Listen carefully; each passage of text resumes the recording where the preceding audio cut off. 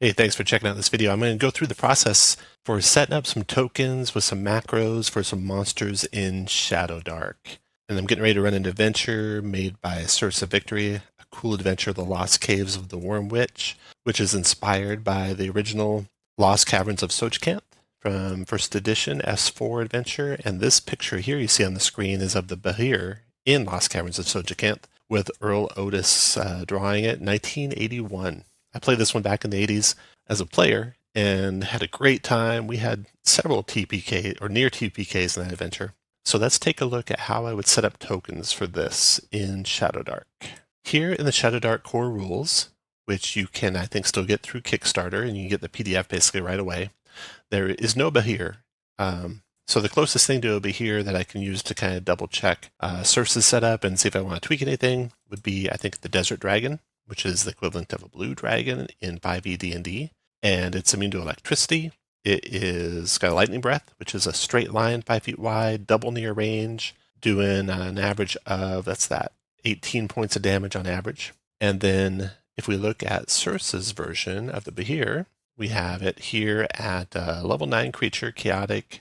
Its breath weapon is doing a little bit more damage at 7 times through this, 21 average damage. It's got a kind of a recharge mechanic, so I'll bring that in.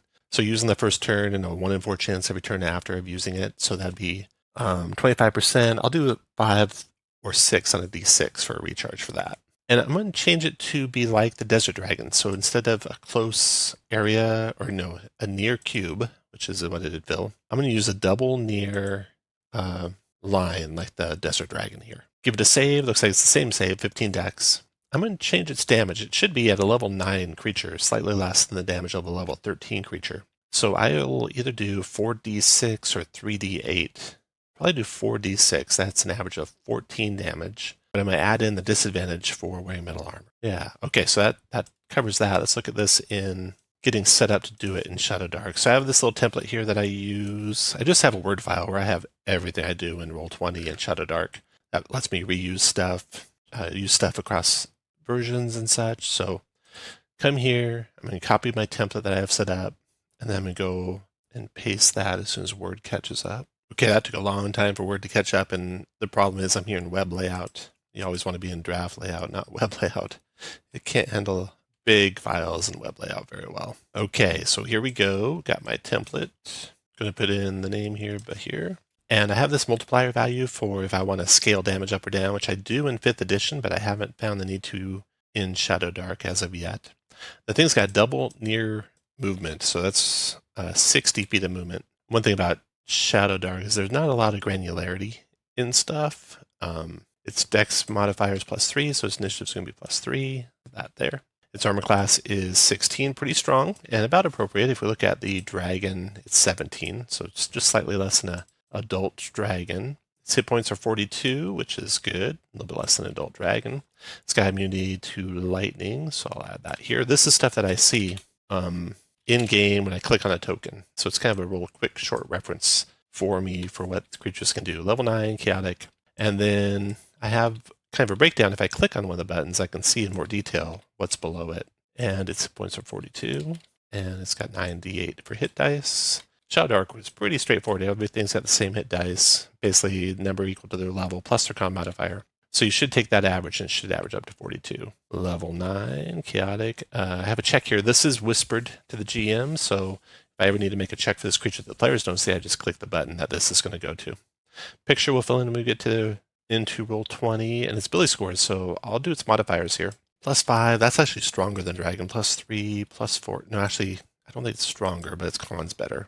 +5, +3, yeah, 1 better con. Much worse than intelligence, wisdom, and charisma, though. We'll see that it's much more animalistic, I guess you would say, in intelligence. Almost animalistic. -3, +1 for wisdom, and charisma +0. No special equipment. Like I said, we'll do that recharge on its breath weapon. Multi-attack is going to get, it's going to get a bite and 2 claws. And its bite does the most damage.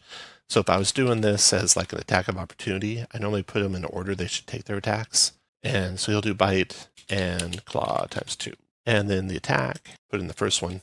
No reach is shown here, and there's no sizes in ShadowDark. This would be a huge creature in D&D, I kind of feel like some of the maps here, I want to keep these things a little bit smaller, so I'm just going to make this one, I think, large. And I won't give it any reach on any of its attacks. So its bite is at +7 for 2d10 damage. Damage is a little simpler. In ShadowDark, you don't have like a separate critical damage number that you have to worry about, which is like the base dice without modifiers. And there's no damage type, but I usually put a type anyway. So there's its bite, +7 for 2d10, and then claw. Just copy the bite there, change those up. Same modifier to the attack roll, and the damage roll is d8. And I'll say it's slashing damage. Again, there is no damage type in ShadowDark though. No spells for the thing, got its immunity, got a lightning breath to put in here. So I'm just going to add in a line here, and I'll say lightning breath, 60 feet, line. Damage is going to be, I'm going to do 4d6 lightning, and it's going to have a dex save. Now, there's no saves in ShadowDark, they're all checks. So 15, I use the same shorthand though that I use in D&D, so dex check DC. And this gives you none, dex or negates. So if you make a dex check against this, you take no damage, not half damage, so I like that. And then I'll put in here parentheses, DA for disadvantage in metal armor. There we go. That is the lightning breath, and then to add the button here, I just copy that from recharge, breath on there.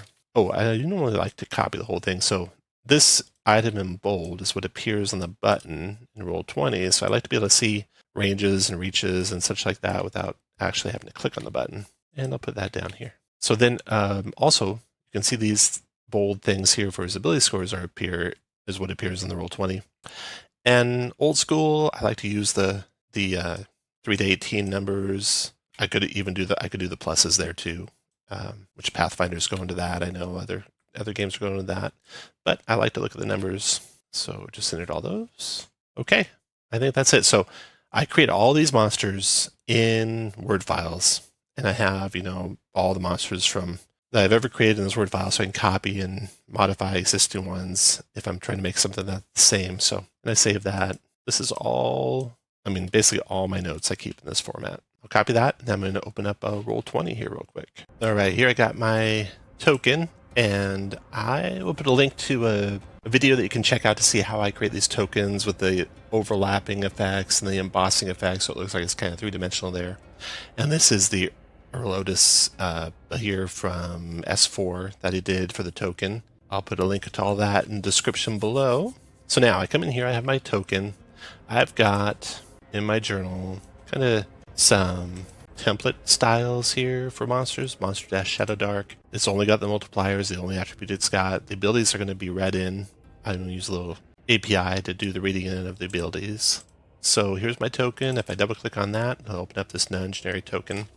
I'm going to put a copy of the monster template that I have, and the name is Bahir, and I'll have his hit points here, which I forget what those are, but I'll put 1 for 1, and we'll adjust it when it comes in.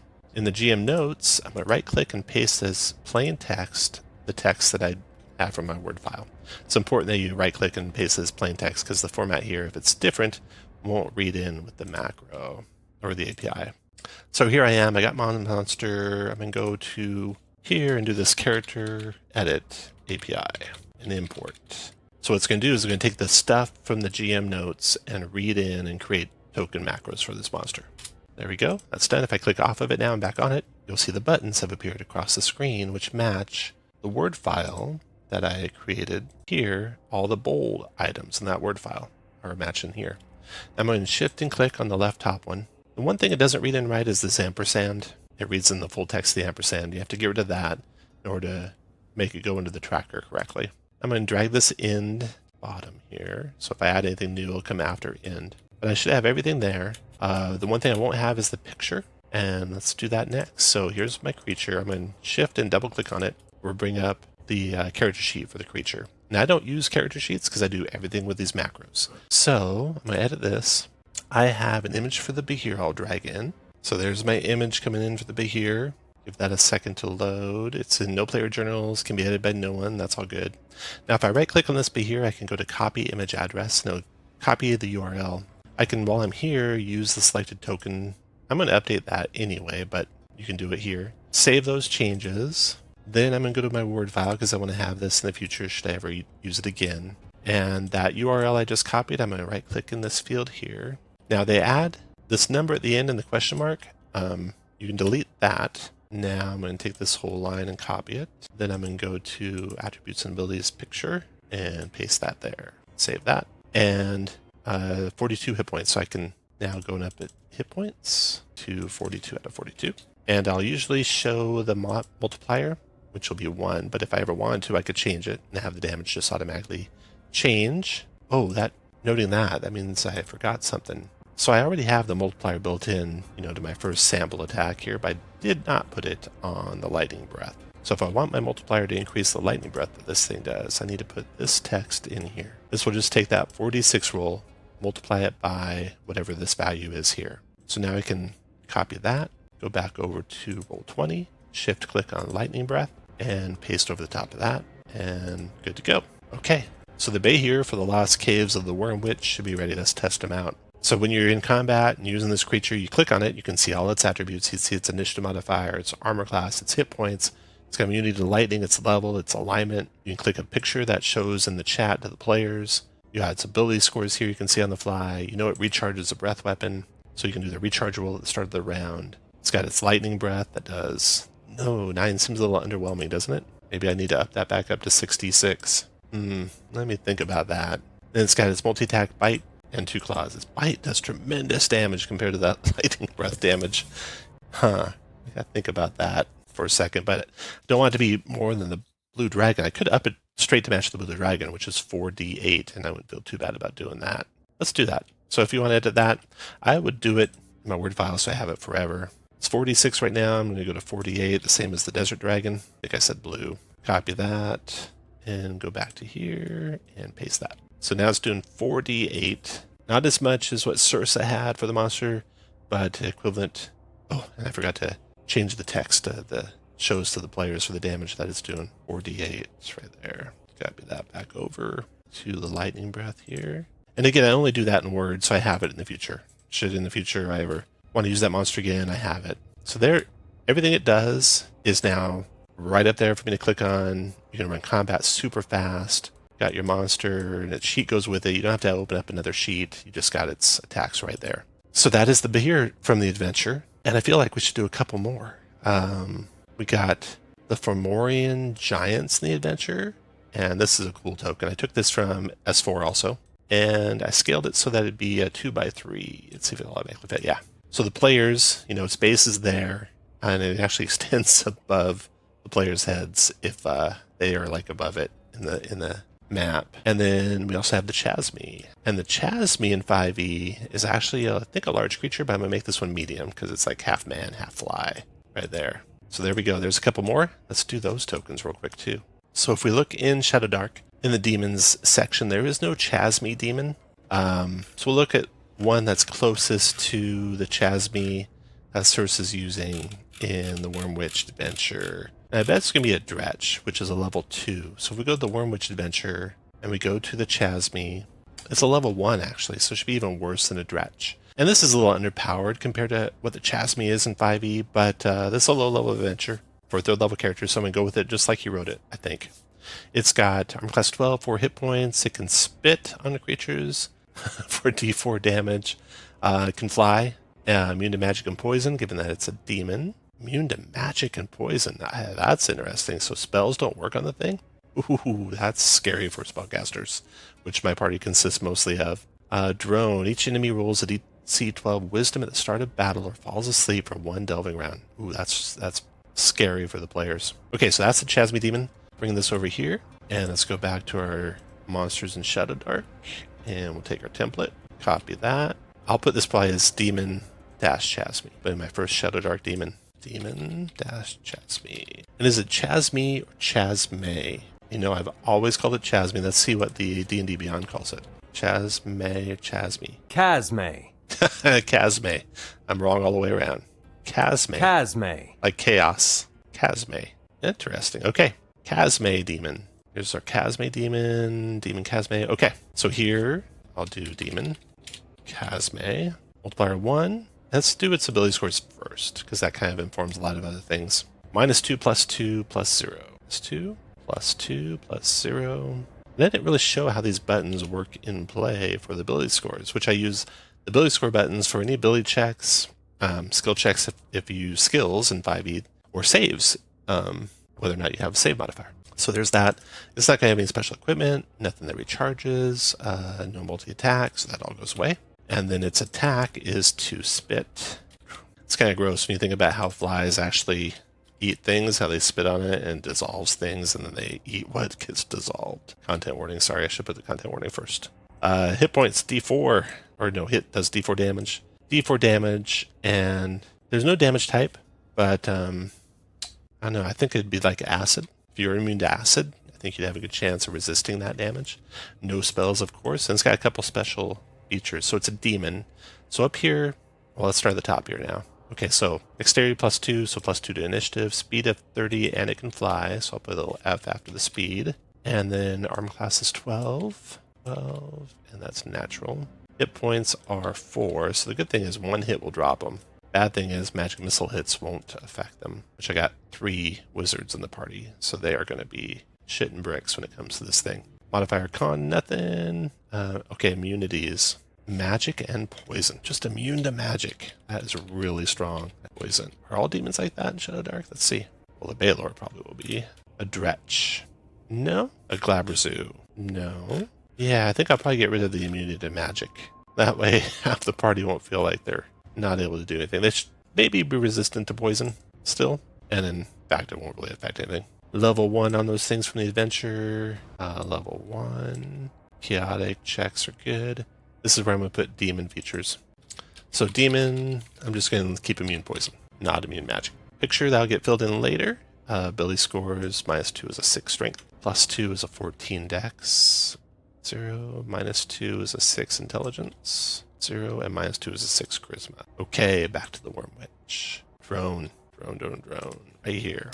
This is basically a free action at the start of a battle. So I'm going to say drone, free, start, battle. And it's going to be 12, wisdom check, or sleep 1 round. We go, there's the drone. Now I need the button header for it. There, I'm going to copy all the information there. There we go. I think I'm mostly done and ready to copy it in. Got the dex modifier to initiative there. Good to go. I'm going to copy that. I'm going to go back to my Roll20, my other Roll20. Here we go. There's that Chasme I'm using. Copy that and use my copy of my template. Oh, and I might have missed one thing on the bay here. I'm going to go back to that here. Chasme. Hit points was 4. Modifier will show as well. GM notes, right click and place as plain. Delete that extra line, save that. With it highlighted, do my API. There we go. Shift double click on this thing to get the character sheet. Edit the character sheet. I'm going to drag over the images. Here's my Chasme coming in. There they are. Right click on that. Copy image address. Save those changes. Close that. Now with that image address copied in my Roll20, put this here in the picture and delete the extra line there. I wonder why this is copied. I got too big maybe. There we go. Now it shouldn't do that. Copy that. Come back here. Shift and click on picture. Paste over the top of that. That's good. I gotta edit the initiative ampersand. I forget that about half the time. Drag the end down to the bottom. That's good. Then I'm going to double click on this. That will bring up the token. I can update my default token right there. Save that. And now let's see it all working. So if I hit initiative, it should go into the initiative modifier. And this gets whispered to me in the chat over on the right here. With its armor class, hit points, level, alignment, a secret check, its immunity to poison, a picture that can go to the players of this thing. Now it's ability scores. So I was going to show you how this worked. So it's got strength. And what I do is I roll 2 dice. So the left dice is if you have a normal roll, and then use the higher of the 2 for advantage rolls and the lower of the 2 for disadvantage rolls. And then you modify it with the modifier of -2. So there's strength, there's dex, con, intelligence, wisdom, charisma. So an ability check or save, etc., you just use those buttons for that. Its drone special power when it starts battle, 12 wisdom check or fall asleep once per round. It doesn't say how far away this is. So if I had to rule it on the fly, I'd say within close to the Chasme. And then its attack is to spit, and it does acid damage. So there is the Chasme. Now, what I was going to show you back about the bay here is when you do like a save on a character sheet, sometimes it overwrites the name of the creature. So let's see if this got overwritten. So I'll click its initiative. No, still bay here. That's good. And then just to make sure that I did all this correctly, I'm going to go over here to the journal. And I should see the Casmi down here. When I drag it to the screen, it should use the right token. It should say the Behir here. And when I drag it to the screen, it should use the right token. So it doesn't use the right token. So here, I'm going to go ahead and double click that. I'm going to change it to 42 out of 42. I'm going to add its health bar or its modifier back. Save that. Double click that. Update default token. Save that. And then delete these two and see if it drags out what I expect now. On the Behir, yeah, 42 out of 42. So there we go. And if I hit the picture, players should get a picture of the Behir. And if the Chasmi, if I hit the picture of that, well, I hit its initiative picture on that. There's the picture of the Chasmi. Very good. So 2 down, 1 to go. Let's do this Fomorian giant. So first we'll check and see if the Fomorian exists in the ShadowDark RPG.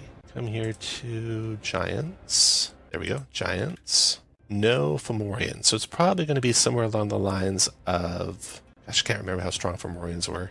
It might have been along the lines of a Fire Giant, even in strength. We'll see. So Fire Giant is level 9. That's some cool artwork there. Now, in the Worm Witch, the Fomorians are... They're in here in order of appearance. Summon Fomorian Giant. Level 5. So these ones are pretty weak. So let's look at it compared to like a Hill Giant. Hill Giant's level 7. So it should be a little bit weaker than a Hill Giant with 34 hit points, 2 attacks at +6. This thing's got 24 hit points, 1 attack at +4. Yeah, so that's making sense. Hatred of the Great Scorpion. You know, that's going to advantage an extra damage die against creatures brand with the Scorpion Sigil, which is everyone in the party that I'm currently running through this. So that'll be tough. Disfiguring Curse once per day. Wisdom or disadvantage on strength dex checks until next rest. I would say that'll take an action. You know, they'll give it the evil eye, one of the party members, and then they got check or disadvantage on strength and dex checks till the next rest. That's huge. I wonder if, I'm going to have to research this, does ShadowDark use the terms attack, check, save the same as 5e uses it? Because then a check wouldn't affect an attack. But if it uses it as if the attack is a check, then it would affect the attack. So I'm going to have to research that before we play it. But we're going to use this guy here to make this Fomorian. So I think in 5e, Fomorians are stronger than most giants. So I'm going to just do this, especially for this adventure. Bring out this guy, and we'll go back up to the template. Copy that. I'm going to put him under Giant Fomorian, right here in front of the Hill Giant. Just name, modifier 1 still, initiative modifier. Let's do the Blaze Scores first, then we'll jump back up there. So +4 on strength, +1 on dex, that's surprising, +2 on con, -1 on intelligence, wisdom is 0, and charisma is -1. And let's adjust these guys to match, so that would be an 18 strength, and a 12 dex, and a 14 con, and an 8 intelligence, and an 8 charisma. Then we go to the top of your initiative, it's going to be +1 for his dex modifier, +1 there. Armor class is 12. I'm just going to call that natural, 12. Hit points are 24, and there's going to be no immunities, so I'll just highlight all that, make that 24. And that would be at level 5, it would be 5d8 plus 2 for con. Levels 5, alignment's chaotic, does checks there, okay. Come down here, no special equipment, no recharge powers. Multi-attack, no multi-attack. His attack is with the club, and his modifier is +4, and his damage is d12. No modifier to the d12. And the damage type, which of course doesn't exist in ShadowDark, is bludgeoning. Get rid of that. No spells. Special note. I'll put the special note up here. It also does an extra add damage. I'm going to do club. Another line here. Club versus Scorp. So on that one, you'll have d4 advantage. Scorpion Sigil. And he's going to do an extra die of damage. That's going to be strong. Okay, so there's the club versus the scorpion marked characters. And then the disfiguring curse I'm going to put up here. It doesn't give a range, but I'll do near 30 feet. And it's going to be a creature you can see.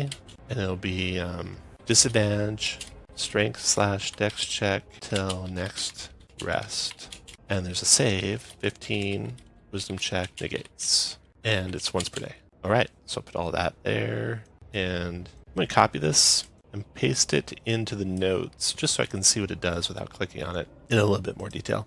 Sometimes I do this for special powers. You space there. I need the button for it. That, paste that there. Copy this there. Okay, I think our Fomorian is ready. I did not. I should copy this Hatred of the Great Scorpion up above into the into this too, just so I have a description of myself of what this does. And that gives advantage and extra die of damage. First creatures branded with Scorpion Sickle.